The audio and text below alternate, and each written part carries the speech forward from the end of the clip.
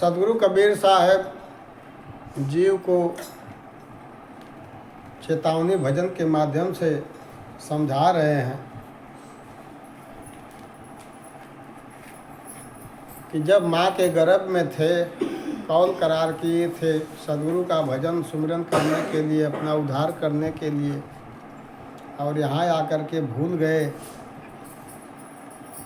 और आकर के इसी संसार में माया मोह के चक्कर में, धन दौलत रुपया पैसा के चक्कर में उस परमात्मा को भूल गए, अपने कौल करार को भूल गए, एक बार भी उस परमात्मा को याद नहीं किए और इसी तरह से पूरी उम्र बीत गई।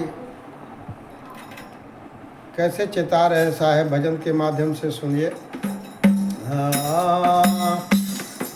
तो हाराए लगावाना ने हराए सुहागे चेत करा, तो हाराए लगावाना ने हराए सुहागे चेत करा, तो हाराए लगावाना ने हराए सुहागे चेत करा, तो हाराए लगावाना ने हराए सुहागे चेत करा, सुहागे चेत करा, सुहागे चेत करा, सुहागे चेत करा,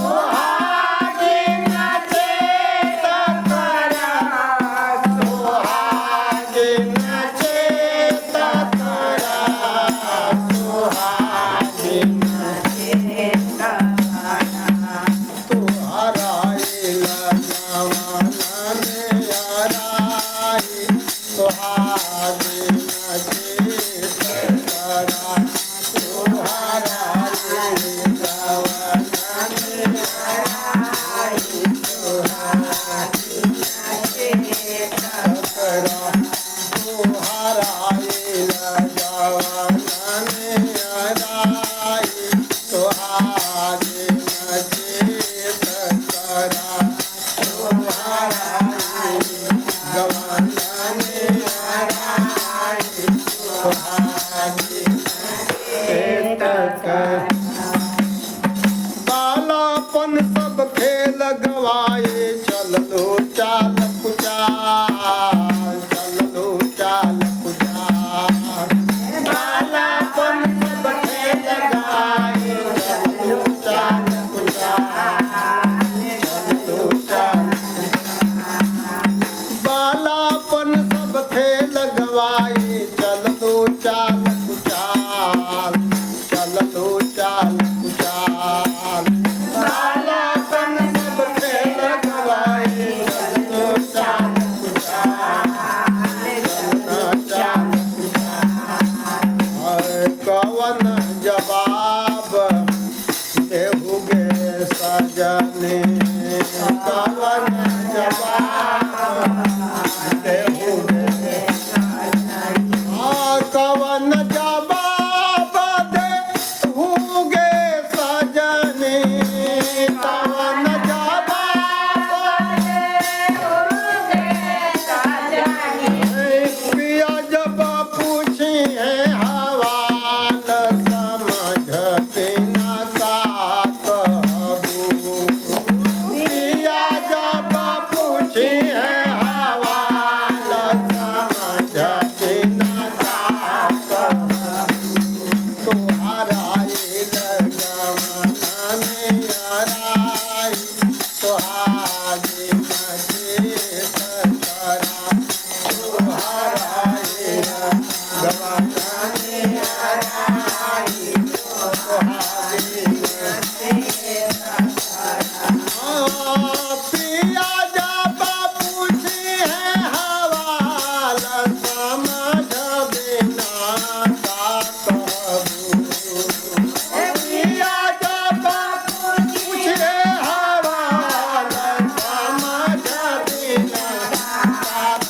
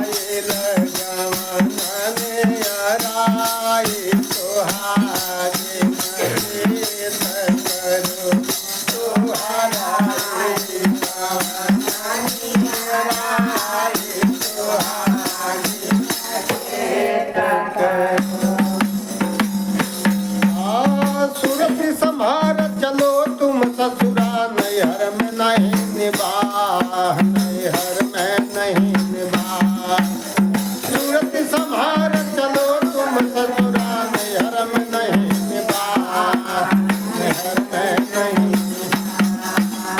सूरत संभार चलो तुम ससुरा नैहर में नहीं निभा नैहर में नहीं निभा सूरत संभार चलो तुम ससुरा नैहर में नहीं निभा नैहर में नहीं नैहर में हना लाओ सखीर नैहर में हना लाओ सखीर नैहर में हना लाओ सखीर नैहर में हना लाओ सखीर मत तुम भरम भुलाव पिया के घर ना पैबू मत तुम भरम भुलाव पिया के घर ना पैबू तुहारा जवान अराई तुहार नजीत करू तुहारा जवान अराई तुहार नजीत करू तुहारा जवान अराई तुहार नजीत करू तुहारा जवान अराई तुहार नजीत करू सुहागिन चेत करो सुहागिन चेत करो सुहागिन चेत करो सुहागिन चेत करो तुहारा जवान अराई तुहागिन चेत करो तुहारा जवान अराई तुहागिन चेत करो आया भवसागर कठिन है आगे सूझे वार न पार सूझे वार न पार यह भवसागर कठिन है आगे सूझे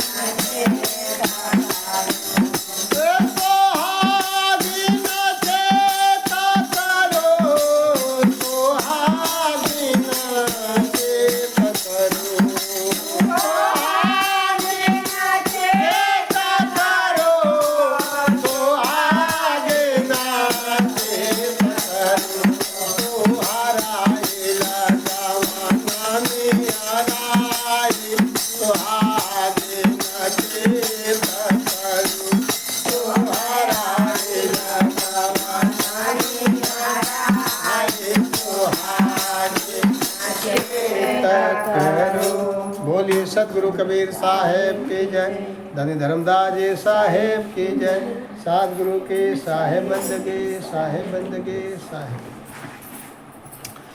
सतगुरु कबीर साहब कहते हैं ये मनुष्य को कि है सुहागिन, ए सजनी, सुहागिन कहिए चाहे सजनी कहिए, सदगुरु का कहने का मकसद यही है कि हम आँख कान नाक मुंह गुदा लिंग बुद्धि विचार सब तरफ से पुंज हैं, सब तरफ से संपन्न हैं।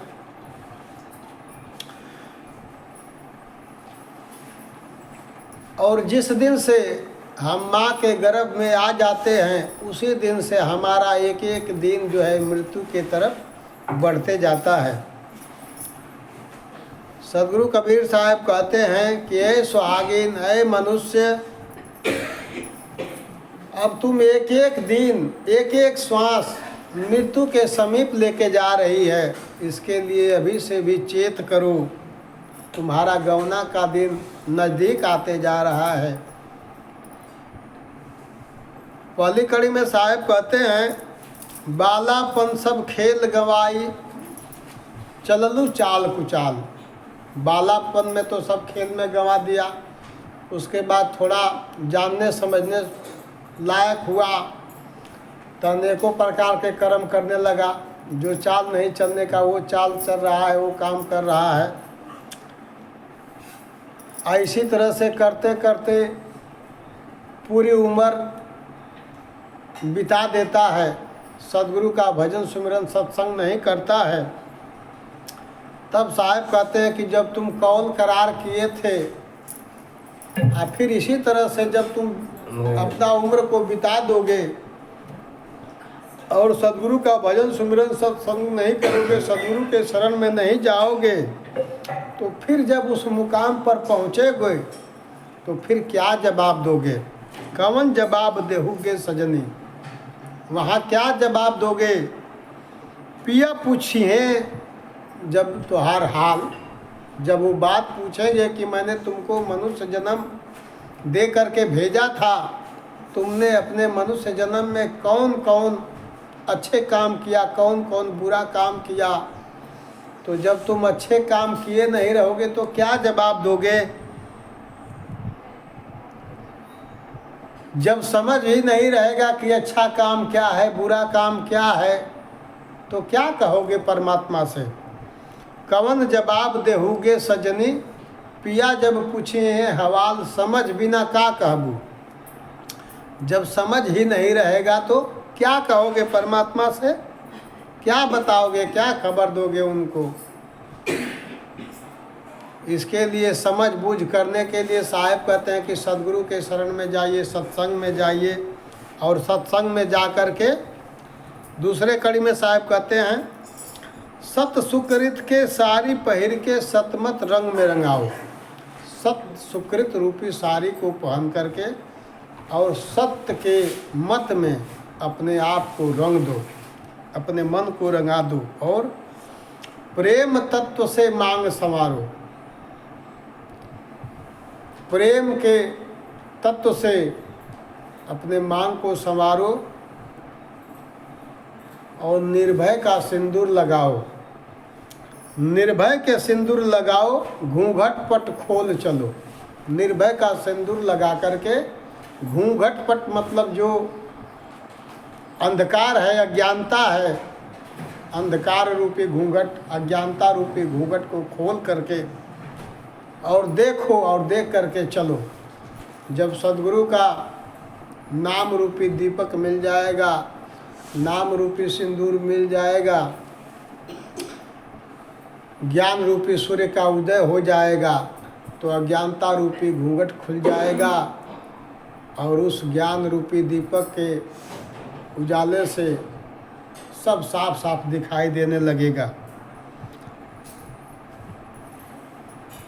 अब घूंघट पट खोल चलो। उसके बाद साहब कहते तीसरी कड़ी में,